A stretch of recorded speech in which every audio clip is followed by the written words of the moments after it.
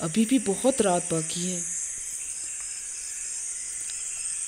ہاں واقعی، کیسے وقت گزرے گا۔ دانی، یہ تم نے ہر وقت کیوں لالٹین پکڑی ہوتی ہے؟ تمہیں معلوم نہیں، یہ میری پسندیدہ لالٹین ہے جو میرے دادا جان نے میرے ابا جان کو دی تھی، جس کی روشنی میں انہوں نے اپنی تعلیم مکمل کی، اور اب اتفاق سے ہم جہاں رہتے ہیں وہاں ابھی بھی بجلی کا فقدان ہے۔